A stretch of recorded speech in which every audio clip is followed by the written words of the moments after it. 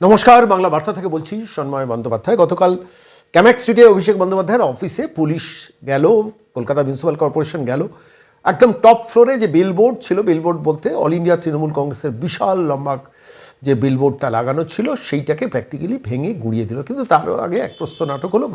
দুপুর 3টে থেকে প্রায় সন্ধ্যে 6টা পর্যন্ত এই 3 ঘন্টার একটা দমবন্ধ করা, ইলেকট্রনিক মিডিয়ায় সরাসরি সম্প্রচার করা যে ঘটনাবহুল ঘটনাটা ঘটলো, সেই ঘটনার প্রেক্ষিতে রয়েছে দুটো খুব ইন্টারেস্টিং ঘটনা। প্রথম কথা হচ্ছে অভিষেক বন্দ্যোপাধ্যায় নিজে নিচে নেমে এলেন এবং বৈষ্ণব চট্টোপাধ্যায়কে জড়ো করলেন, চেষ্টা করলেন ডেরেক ওব্রায়েনকে মাঠে নামানোর। হুমায়ুন কবির যিনি তার বিধায়ক ছিলেন, এক্স পুলিশ অফিসার, তাকে নামানোর চেষ্টা করলেন, বেপরোয়া চেষ্টা করলেন। এমনকি তার যারা বাউন্সার ছিলেন তাদের সঙ্গে পুলিশের সংঘাতে নামালেন।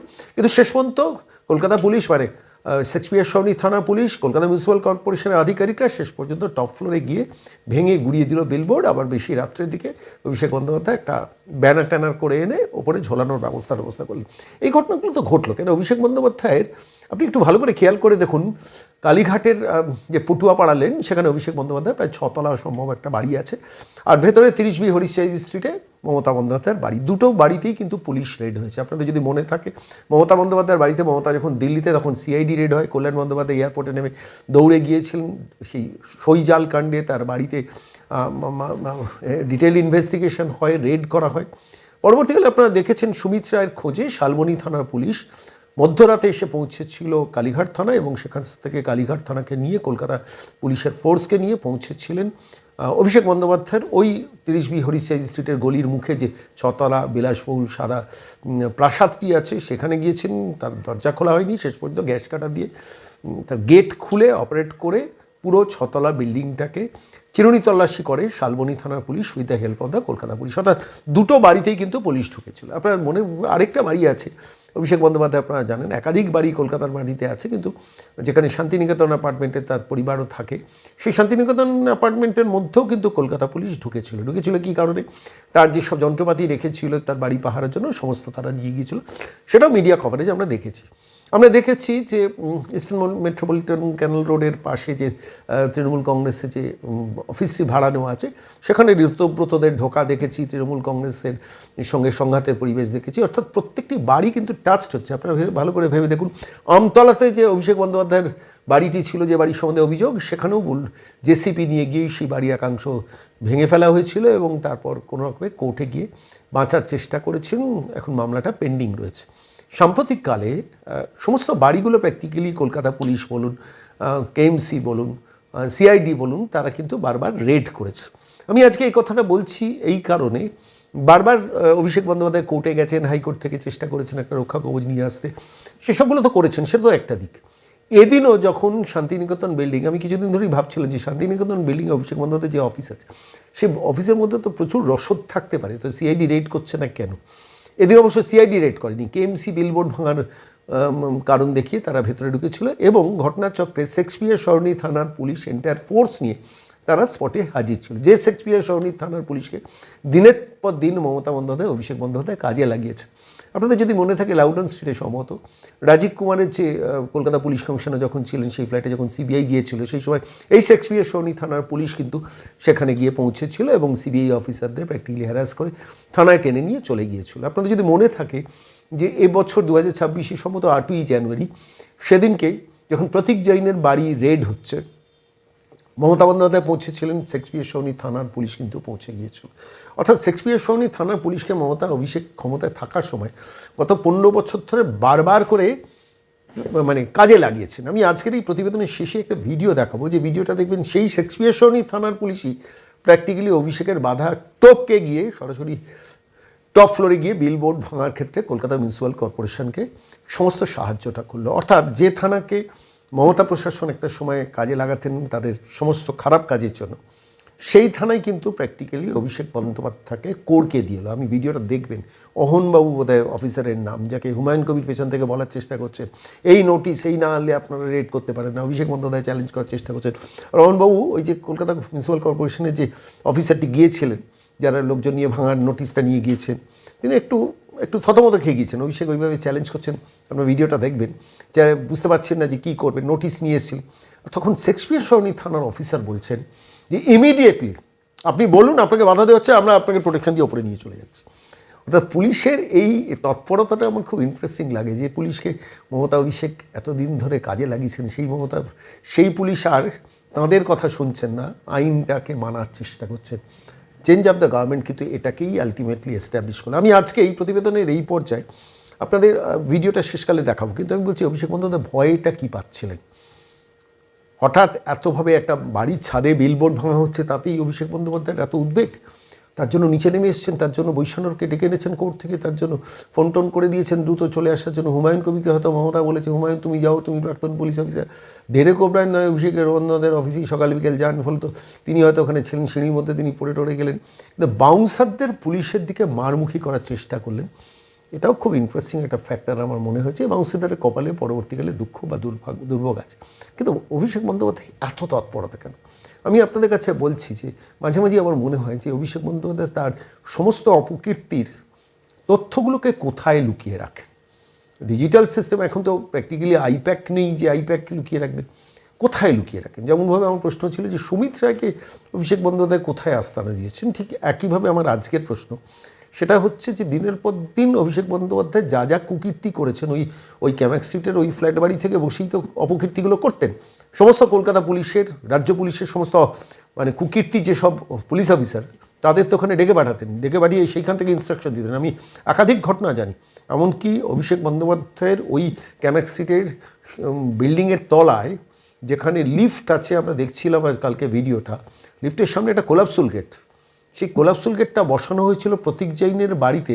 ভালো করে মনে রাখবেন, প্রতীক জৈনের বাড়িতে যখন 8ই জানুয়ারি সিবিআই রেড করেছিল, তারপরেই রাতারাতি ওই কোলাপসুল গেটে বসিয়ে আরও ওটাকে কভার আপ করা হয়েছিল, যে কেউ যাতে চট করে ওপরে অভিষেক বন্দ্যোপাধ্যায়ের অফিসে না পৌঁছতে পারে। এদিনও কি অভিষেকের ভয় ছিল যে তার অফিস রেড করে সমস্ত জিনিসপত্র টেনে নিয়ে চলে যাওয়া হবে? এতজন বাউন্সার একজনকে পাহারা দিতে কোথা থেকে আসে টাকা? কিসের টাকা? গরু, কয়লা, বালি, পাথর, চাকরি, সমস্ত দুর্নীতি তো এই যুবকটির জন্যই বাংলার মাটিতে হয়েছে।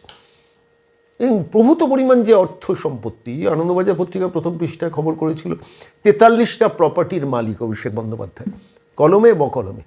তো সেই তারা বাউন্সার পুষছেন, একজন বাউন্সারের পেছনে কত টাকা খরচা হয় কেউ কোনো আইডিয়া আছে? কত এলিমেন্ট, মানে কত কত লোকজন পুষে রাখেন ওখানে, তাদের তো স্যালারি দিতে হয়, মাইনে দিতে হয়, এবং তাদের দিয়ে কী কীর্তিটি করান। এটা তো হলো একটা দিক। সেটাই আমি গতকাল দেখছিলাম আর খালি ভাবছিলাম যে কত কর্মী অভিষেক বন্দ্যোপাধ্যায় ক্ষমতা থেকে চলে যাওয়ার পর এখনও পুষে রেখেছে। অবশ্যই এই উত্তরটাও আছে যে যিনি প্রাইভেট জেট কেনার ব্যবস্থা করতে পারেন বকলমে, বা হেলিকপ্টার কেনার ব্যবস্থা করতে পারেন সে একটি দ্বীপপুঞ্জ থেকে লোন নিয়ে সেটাকে দেখিয়ে, তো তিনি এত লোক পুষবেন না তো কে পুষবেন? এটা গেল একটা দিক। দ্বিতীয় দিক হচ্ছে এখন প্রতীক জৈনের আইপ্যাক কিন্তু এই মুহূর্তে নেই, ফলত তিনি তার নিজস্ব একটা সিস্টেম গড়ে তুলেছেন ওই ক্যামাক স্ট্রিটকে ঘিরে। এই রাজ্য প্রশাসন এবার সেই ক্যামাক স্ট্রিটে গিয়ে পুলিশ ঢুকিয়ে দিয়ে অভিষেক বন্দ্যোপাধ্যায়ের মানসিক দৃঢ়তাটা দেখি একটু ফাটল ধরানোর চেষ্টা করলেন। আমার নিজস্ব একটা অবজারভেশন আছে, অভিষেক বন্দ্যোপাধ্যায়ের মানসিকতায় ফাটল ধরানো এভাবে সম্ভব নয়।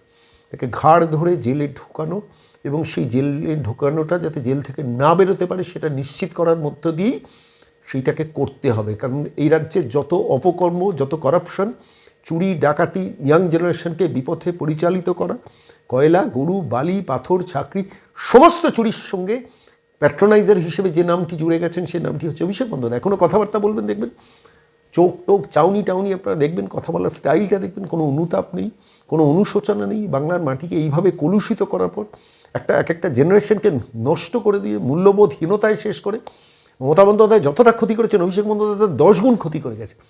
কারণ এখন ওই নিউ জেনারেশনকে পাম্প দেওয়ার চেষ্টা করেন, 28শে অগস্টকে কেন্দ্র করে সেটাও করার চেষ্টা করছে। আমি বলছি হি should be behind the birds.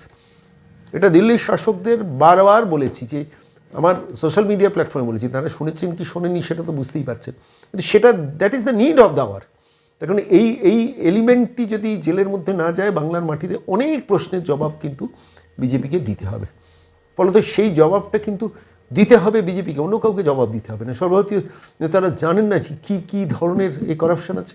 আমি বলছি পুজোর পর অন্তত এটাকে জেলের ভেতরে ঢোকান, বাইরে ঘুরে আসুক, চোখ টোক দেখিয়ে আসুক, তারপর একটু পুজো টুজো গিয়ে পুজো সময়টা বাড়িতে বসে কাটাক, ওই পটুয়াপাড়া লেনে বসে বসাক, পিসির সঙ্গে বসুক, কিন্তু পুজোর পরে he should be behind the bars. 16টা মামলায় সাম্প্রতিককালে হয়েছে, কিন্তু সেই মামলায় রক্ষা কবচের জন্য আদালত protection, justice Saugata Bhattacharya, justice Joymalya Bagchi তাদের কোর্টে দৌড়ে গেছেন, 6টা না 8টাতে প্রোটেকশনও পেয়েছেন, বাকিগুলো তো এখন প্রোটেকশনের অপেক্ষা করছে। কিন্তু একে কোনোভাবে প্রোটেকশন দেওয়া উচিত নয়। আইন কী বলে, আদালত কী বলে আমি জানি না, কিন্তু আগে যা অপকর্ম করে গেছেন, আমি আবারও বলছি যে কথাটা আমি বহুদিন ধরে চিৎকার করে বলে যাই, যে চাকরি চুরি সমস্ত করাপশনের মূল কালপ্রিট হচ্ছে এই এলিমেন্টটি অভিষেক বন্দ্যোপাধ্যায়, যারকে জেলে দেখতে চাইছে বাংলার মানুষ। পরিবর্তনের সরকার এসছে, 207 জন বিধায়ক রয়েছে, দিল্লিতে বিজেপি সরকার রয়েছে, রাজ্যে বিজেপি সরকার রয়েছে, রাজ্যে সিআইডি রয়েছে, পুলিশ রয়েছে, আইন দফতর রয়েছে, দিল্লিতে ইডি রয়েছে, সিবিআই রয়েছে, তাও এ কেন জেলে যাবে না? আমি আজকেও আবার প্রশ্নটা করছি, কারণ এই এলিমেন্টটির সঙ্গে আমার নিজস্ব একটা অবজারভেশন আছে। আমাকে লিগাল নোটিশ পাঠাতে পারেন, তাতে কিছু এসে যায় না। যে আমার কাছে মনে হচ্ছে দুটি ক্যারেক্টার, আমি ক্রিমিনাল ক্যারেক্টারদের মাইন্ড সাইকোলজি নিয়ে একটু চর্চা করি বলে বলছি। দাউদ ইব্রাহিম এবং চার্লস শোপরাজ, এদের গতিবিধি, কথাবার্তা, অপরাধ করে কোনো অনুশোচনা না করা যে মেন্টালিটি, সেই মেন্টালিটির সঙ্গে এই ফেরেবাজটার মেন্টালিটির মিল আছে। অপরাধ করবেন, করেও কাঁধ ঝাঁকিয়ে চোখ ঝাঁকিয়ে বড় বড় ডায়লগ মেরে যাবেন দিনের পর দিন। এক শ্রেণীর মানুষ এটাকে এখনও সাপোর্টও করে। সুতরাং এর সাপোর্ট এনটাকে পুরো বন্ধ করতে হবে, এবং বন্ধ করতে গেলে জেলের ভেতরে স্থায়ী ঠিকানাটা নিশ্চিত করতে হবে। আমি আবারও বলছি, দিল্লির শাসন ব্যবস্থায় যারা আছেন, রাজ্যের শাসন ব্যবস্থায় যারা আছেন, তাদের হাত জোর করে বলছি, বাংলাকে পরিচ্ছন্ন করতে গেলে অভিষেক বন্দ্যোপাধ্যায়কে জেলের মধ্যে 3-4 বছর স্থায়ীভাবে রাখাটা খুব জরুরি। করতে পারবেন কিনা, করবেন কিনা ভাববেন তাঁরা, যাদের হাতে ক্ষমতা রয়েছেন। কিন্তু আমি বলছি, গতকালের ঘটনাবহুল ঘটনাটা দেখার সময় খালি মনে হচ্ছিল, তখনও চেষ্টা করছিলেন একটা আইনের প্রোটেকশন দিতে, মানে কোর্টে ছোটার প্রোটেকশন। আজকে যখন আপনারা এই প্রতিবেদন দেখছেন, তখন রাখি পূর্ণিমার জন্য ছুটি রয়েছে। গতকাল দুপুর 3টের থেকে অপারেশনটা শুরু হয়েছে, তখনও চেষ্টা করছিলেন যাতে একটু কোর্টে চলে যাওয়া যায়, কোনো রকমভাবে গিয়ে কোর্ট খুলিয়ে কোর্টের স্পেশাল ঘরে কোনো রকমভাবে রক্ষা কবচের জন্য ফেসবুক লাইভ টাইভ সমস্ত কিছু করেছে। কিন্তু একে ছাড়া উচিত না, আমি আবার বলছি, একে ছাড়া উচিত না। শুধু বিলবোর্ডে হবে না, শুধু শালবনী থানার ওই সুমিত রায়ের করাপশনে ওর বাড়ি রেড করলে হবে না, ডিজিটাল সই জালিয়াতিতে মমতা বন্দ্যোপাধ্যায় বাড়ি রেড করলে হবে না, তপসিয়া ভবনে ঋতব্রতরা ঢুকলো, তাতে কিচ্ছু এসে যাবে না। কারণ যারা করাপশন করে না, সেই করাপশনের সঙ্গে বৃহত্তর করাপশনটা জড়িত হয়। মাইন্ড সাইকোলজিতে যে করাপশনটা জড়িত হয়ে থাকে, মাইন্ড সাইকোলজিতে করাপশন মানে হচ্ছে ইন্টারন্যাশনালি করাপ্টেড লোক হয় এরা। অভিষেক বন্দ্যোপাধ্যায় ইন্টারন্যাশনাল করাপ্টেড আমি বলছি না, কিন্তু আমি মাইন্ড সাইকোলজিটা যারা রিড করেন তারা জানেন, যিনি অপরাধ করেন, যারা অনুশোচনা বোধ থাকে না, তারপরেও কাঁধ ঝাঁকিয়ে যারা কথা বলেন, তারা বেসিক্যালি মানে তাদের মস্তিষ্কে থাকে কিভাবে ক্রিমিনাল কাজকর্মগুলো করব, কিভাবে অন্য জেনারেশনকে আমি ধ্বংস করে দেবো, এবং কিভাবে নিজের করাপশনের পার্টটাকে লুকোবো, কভার আপ করাবো। সে কভার আপ মিশন এদের মস্তিষ্কে থাকে। আমি আজকের এই প্রতিবেদন শেষ করার সময় আপনাদের সেই ভিডিওটা দেখাবো, যখন ক্যামাক স্ট্রিটে শেক্সপিয়ার সমিতি থানা পুলিশ পৌঁছেছে, তখন অভিষেক নেমে এসে চেষ্টা করছে, বাধা দিচ্ছে, ভাবছেন যে ওর ফ্ল্যাটে বোধহয় ঢুকে পড়ে সমস্ত তথ্য এরা সংগ্রহ করতে এসেছেন, কিন্তু আদতে তা নয়, বিলবোর্ডটাকে ভাঙার জন্য এসেছিলেন। এবং অভিষেক বন্দ্যোপাধ্যায় বাধা দেওয়া, কর্পোরেশনে যে অফিসার এসেছিলেন সেই অফিসার ঠিকভাবে পুরো ব্যাপারটাকে ট্যাকেল করতে পারছেন না। কিন্তু ধন্যবাদ জানাবো শেক্সপিয়ার সরণি থানার পুলিশ অফিসার, তিনি অন্তত বারবার বলছেন কর্পোরেশন অফিসারকে, আপনি বলুন, আমরা আপনাকে ওপরে যাওয়াটা নিশ্চিত করছি। থ্যাঙ্কস, এই পুলিশ অফিসার এই ভূমিকাটা পালন করেছেন, এটাই তো দরকার। ওই ক্যামাক স্ট্রিটের অফিসে বসে দিনের পর দিন এই পশ্চিমবঙ্গের একাধিক পুলিশ অফিসার, আমি নাম ধরে বলতে পারি, যাদের দিয়ে কভার আপ করেছেন, প্রোটেকশন দিয়েছেন, ক্রিমিনাল অ্যাক্টিভিটিকে গার্ড করিয়েছেন, এই অভিষেক বন্দ্যোপাধ্যায় ওই ক্যামাক স্ট্রিটের অফিসে।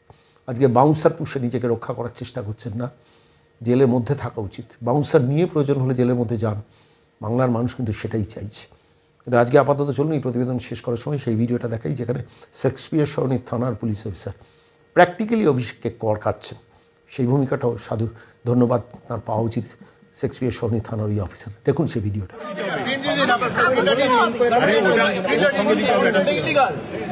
আপনার যেটা আছে আপনি অর্ডার,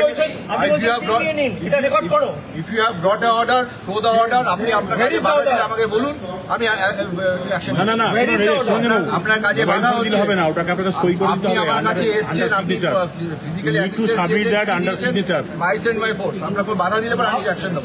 একদম অ্যাকশন নিন। কিন্তু অর্ডারটা কোথায়? আপনার কাজে বাধা হচ্ছে এটা বলুন, আমি অ্যাকশন নিচ্ছি। আপনার আপনি আমাকে রিকুয়েশন দিয়েছেন, আমার ফোর্স পাঠিয়েছি। আপনার কাজে কোনো বাধা হয়েছে? অর্ডারটা কোথায়? তাহলে আপনাকে উপরে উঠতে হবে। না, অর্ডারটা কোথায়? কোনো অর্ডারের বেসিসে তো আমি বলতে পারি, অর্ডারে না থাকলে আপনার কাছে অর্ডার, আপনি অর্ডার নিয়ে এসছেন তো? অর্ডার কোথায়? যেটা আছে আছে। আর আপনি জানেন কোনটাকে নামাতে হবে, তাহলে আপনি দেখিয়ে দিন ওনাকে ছবিটা কোথায় সেটাই তো জিজ্ঞেস করছি। তাহলে চলুন আপনি দেখিয়ে আপনি অর্ডার দেখান আমাকে। এখানে এ তো he has come on behalf of KMC. না না না, কেএমসি ইচ্ছা করে যা ইচ্ছা যেখানে ইচ্ছা ঢুকতে পারে নাকি? কোনো কমপ্লেন করেছে? Any report of any cognizable offence? এই কোন কগনিজেবল অফেন্সের রিপোর্ট? কোথায় ঢুকেছে? অয়ন বাবু, জায়গায় আছে। এই অয়ন বাবু, অয়ন বাবু, এই অয়ন বাবু, কোনো কগনিজেবল অফেন্সের রিপোর্ট হয়েছে এখান থেকে? কেন? কি হয়েছে আপনাদের? কি সমস্যা? কি হয়েছে? বলুন।